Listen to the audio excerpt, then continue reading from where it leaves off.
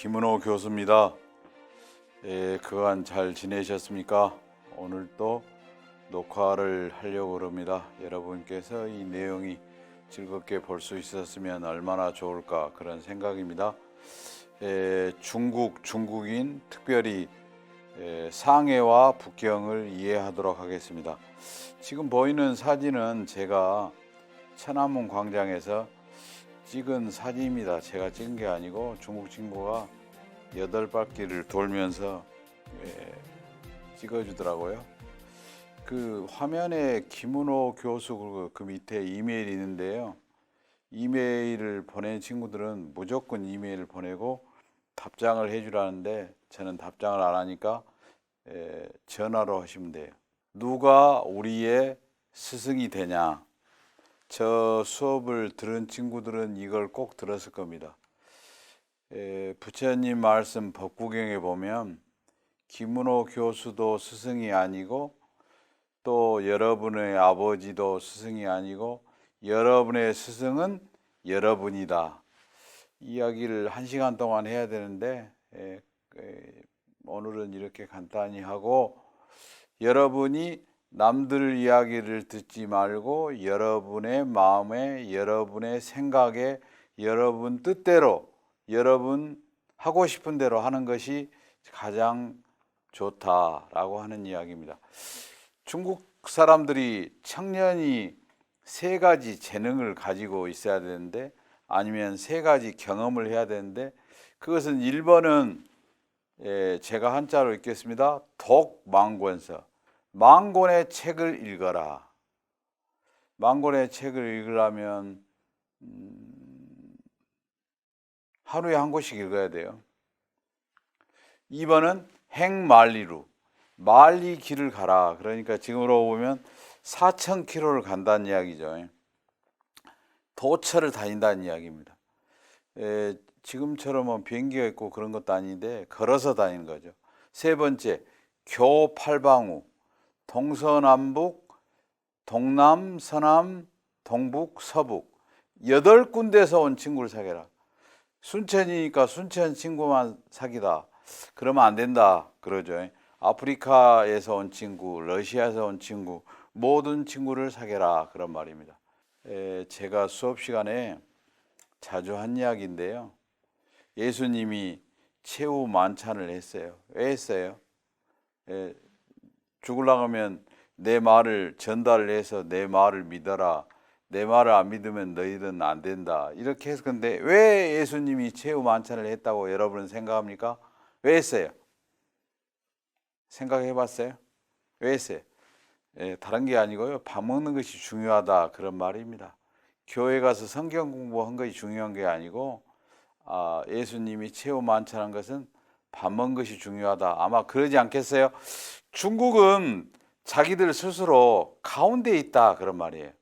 그러니까 다른 데는 변방에 있는 거죠. 우리 조선시대 우리 같은 경우 우리는 동쪽에 오랑캐 동이, 서쪽에 가면 티베트나 이런 서쪽에 오랑캐 서융, 또 남쪽에도 오랑캐 남만, 북적, 이렇게 자기 빼고는 이 나머지들은 별거 없다 라고 하는 것이죠. 그게 중국 사람들이 말하는 중화 사상이죠.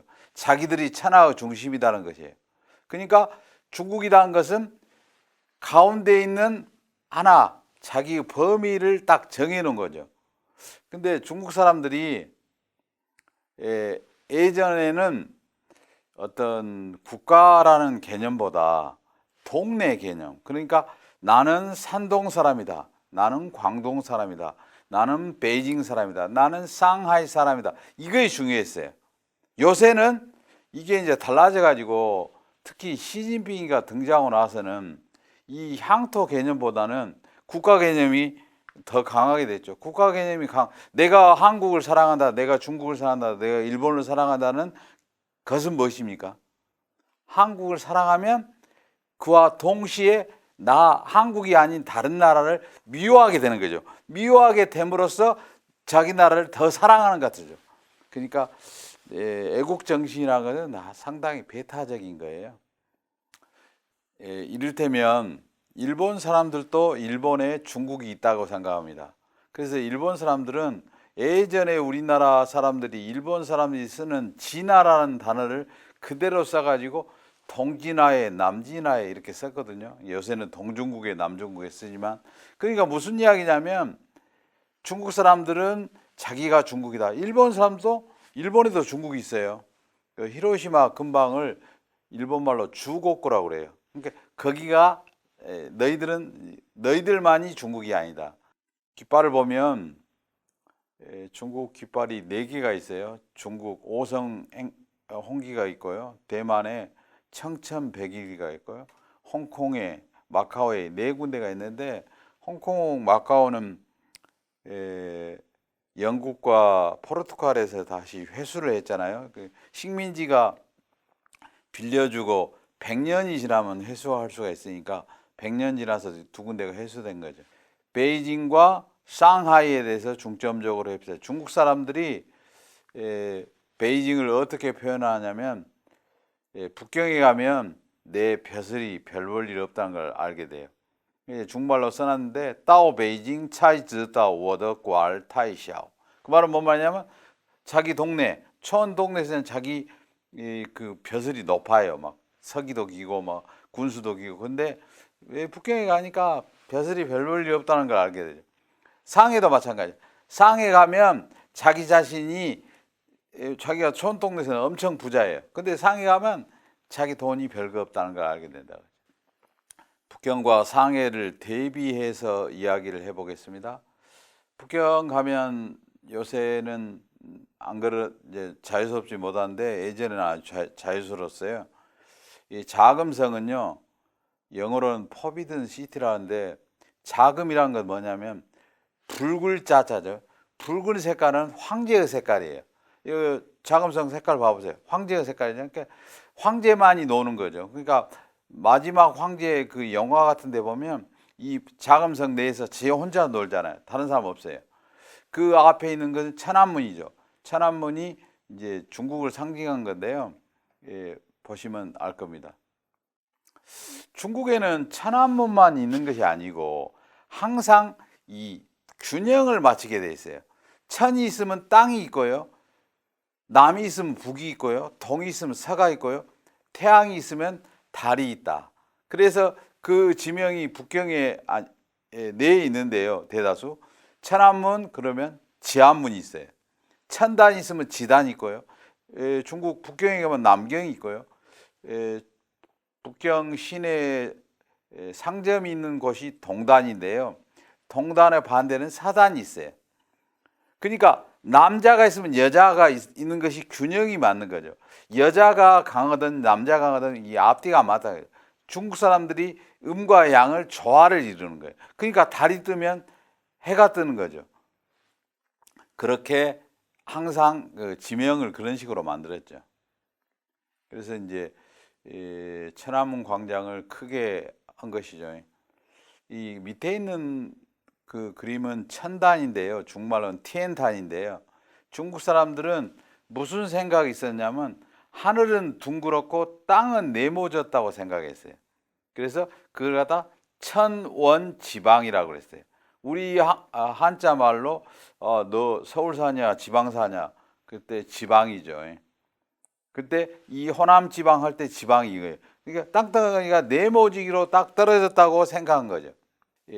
북경의 거리인데요. 왕푸징이 있고요. 니아오차오라고 그 올림픽을 했던 동네가 있습니다. 상해 가면 황포강 그 강이 있고요. 강 건너에 포동지구가 있어요. 제가 여러 군데 세계를 가봤거든요. 큰 도시는 다 가봤죠. LA, 런던, 파리, 도쿄, 뉴욕 다 가봤는데 제일 서구화된 도시가 어디겠어요? 뉴욕일 것 같아요. 안 그래요? 상해 이상이 없어요.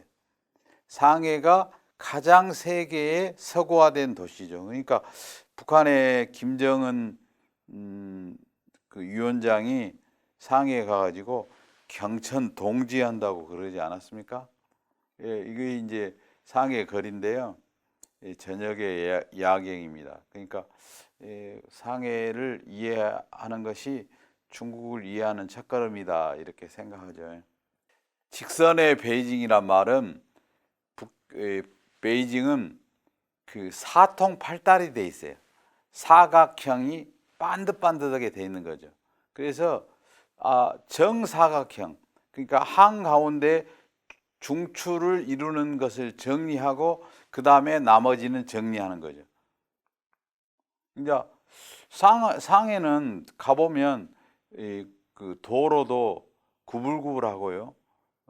그렇게 돼 있죠. 그러니까 이 중국 상해에서 우리 한국 사람들이 독립운동도 할 때 도망가기도 하고 숨기도 하고 할 수 있었던 것이 이런 지리적인 감각 때문에 그런 것이죠. 중국말에 상류, 천당, 하유, 소항이란 말이 있어요. 그 말은 무슨 말이냐면 이제 중국어로 읽으면 쌍요, 텐탕, 시아요, 수항인데 위에는 천당이 있고요. 아래에는 서주 항주가 있다 그 말이에요. 무슨 말이냐면 서주 항주가 깨끗하고 아름다워요. 그러니까 서주 항주를 가면 이렇게 아름다운 도시가 있구나 라고 하는 것을 알게 되는 거죠. 중국의 베이징과 상해는 이제 뜻이 있어요. 베이징은 북쪽에 있는 수도다 그 말이죠. 그러니까 베이징의 반대가 아니고 그냥 대비되는 수도가 난징이었어요. 원래는 온나라 몽고족이 지배했던 온나라 시대 때는 대도락 해가지고 북경을 수도로 삼았어요. 명나라 때는 이제 한족이 통일을 했는데요. 남경, 난징을 주애라고 중말로 주띠라고 하는 사람이 이 남경의 수도를 북경으로 옮겼어요. 청나라 때는 만주족이 심양에서 북경을 침범해 들어와 가지고 이제 북경을 차지해서 수도를 잡았죠. 여러분은 어떻게 생각하십니까? 온나라 몽고족도 청나라 만주족도 어쨌어요? 우리 만주어, 우리 몽고어를 우리나라 국어로 하자. 그렇게 했을 것 같죠? 안 그랬어요. 처음에는 우리 만주어를 국어로 하자라고 주장을 해요. 그런데 이것이 점점 어쨌어요? 한족으로 동화가 되어버렸어요. 동화가 되니까 결국은 모든 것이 한족 중심으로 됐죠. 걸륭 황제도 마지막에는 한족 문화를 부흥해야 된다. 이렇게 되어버렸어요. 그 현대 사회에서 베이징과 상하이가 상당히 엄청난 역할을 했죠. 상해란 말은 무슨 말이냐면 상하이란 말은 바다에서 무태 제일 먼저 올라갔다 그런 말이에요. 상해가 있으면 뭔 해가 있겠어요? 하해가 있겠죠. 하해는 무슨 말이냐? 바다로 내려갔다. 어떤 사람들이 바다로 내려갑니까? 고기 잡으려고 바다를 내려가죠. 왜냐하면 육지에서는 돈이 없어서 밥을 먹을 수가 없어요. 그러니까 바다로 내려가죠. 무슨 이야기냐? 초등학교 선생이나 특히 중학교 선생 하면서 월급을 옛날에 안 줬어요. 월급을 어떻게 주냐면 쪽지에다가 너 이달의 월급 300원 이렇게 써주기만 해요. 그걸 10년간 써줘요. 돈은 10년 동안 하나도 안 주고. 그러니까 못 사니까 그 사람들이 바다로 내려간 거죠. 바다로 내려가 가지고 이제 고기를 어떻게 잡냐? 택시 운전수를 한다든지 화물차를 몬다든지 그런 것을 시아하이 하의 지식분자라겠어요. 그런 사람들이 옛날에 엄청 많았어요. 지금은 한 명도 없어요. 왜? 중국 정부가 지식을 하나의 자본으로 인정한 거죠. 그러니까 지식을 여러분 생각하기에 중국의 공산당이 올해 100년이 됐거든요. 100년이 됐는데 그 100년 동안 중국을 이끌었어요. 근데 여러분은 공산당 그러니까 공산주의하고 관련이 있는 것 같다 이렇게 생각할 수 있죠. 엄밀히 말하면 공산주의 조금 관련이 있어요. 여러분은 미국의 민주당 그러니까 민주주의에 관련 있는 것 같죠. 그 고유명사예요. 그러니까 민주주의하고 좀 관련이 있지 민주주의적이지는 않을 수도 있죠. 공산당도 마찬가지예요.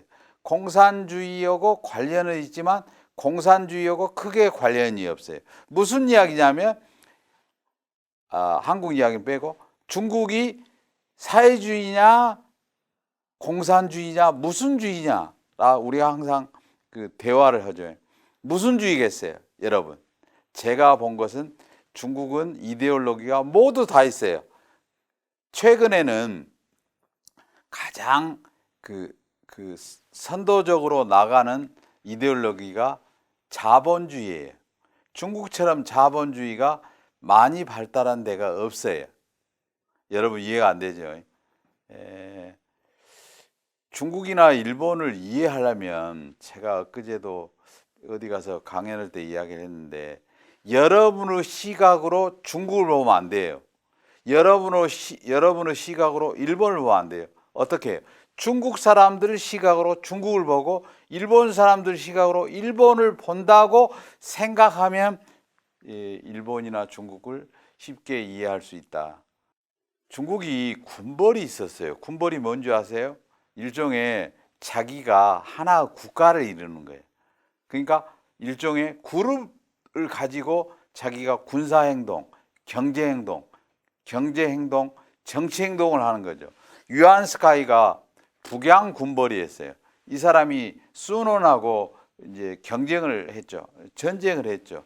죽이고 살리고 그랬죠. 그때 장개석이가 군벌을 쫓아내고 이렇다면 하나의 중국 전체의 주된 큰 흐름을 가진 국민당을 가졌죠. 거기에 대항한 공산당이 아주 미미한 세력이었어요. 마오쩌둥이 미미한 세력을 모아 해가지고 공산당이라고 하는 엄청난 세력을 갖게 된 것이죠. 여러분들은 국민당이 공산당에 쫓겨서 대만으로 갔거든요.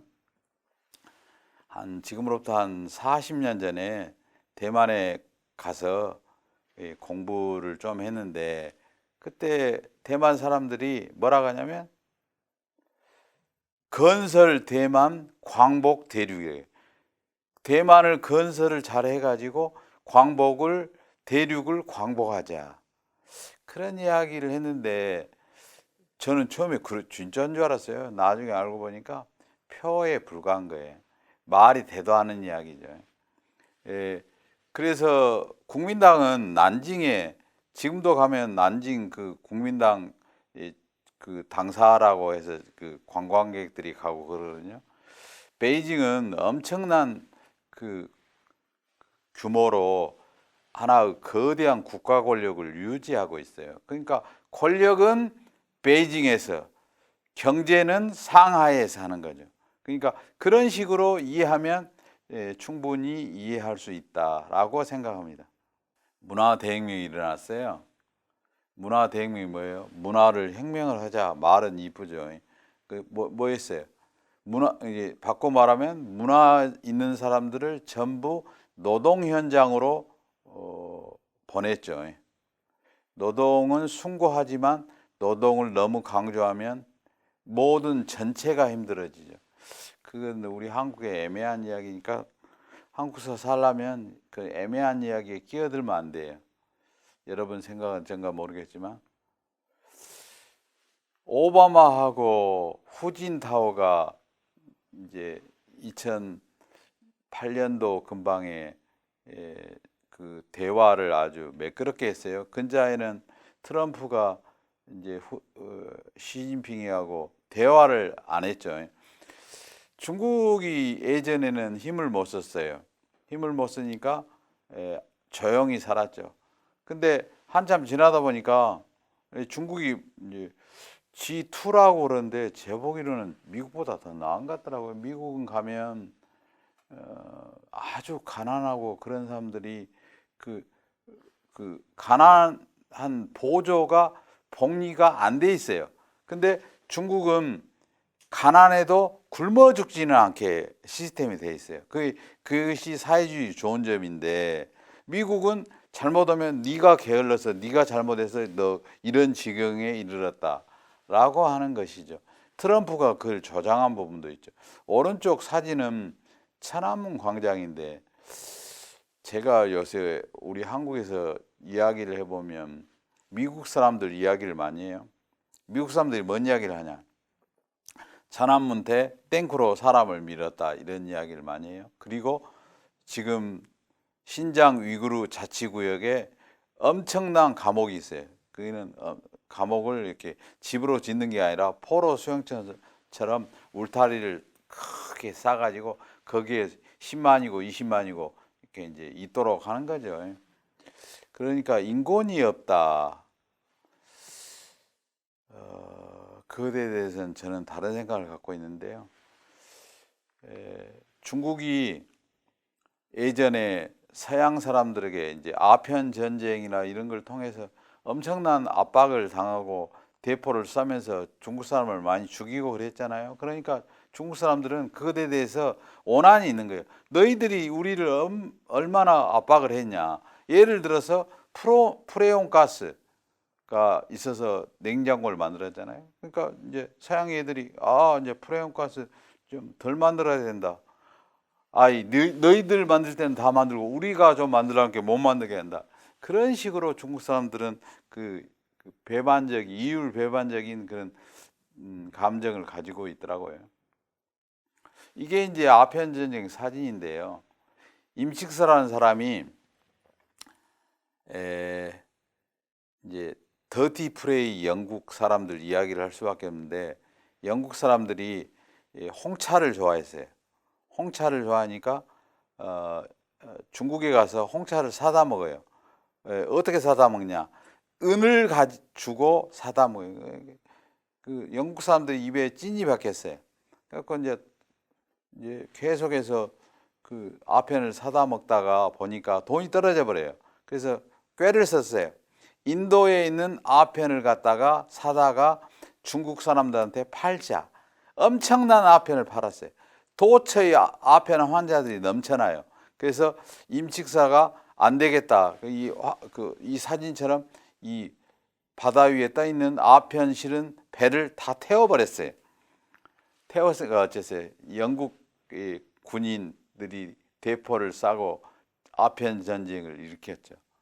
누가 이겼어요? 영국이 이기죠. 중국 애들이 해볼 수가 없어요. 그래서 남경 조약이 이루어졌죠. 이때의 그 기막힌 상황을 제가 중국에서 있을 때 중국 친구와 저한테 교수 친구가 이야기하더라고요. 그 사람들은 그걸 잊지 못한 거죠. 그러니까 중국 사람들의 그때 당했던 것이 지금 나오죠.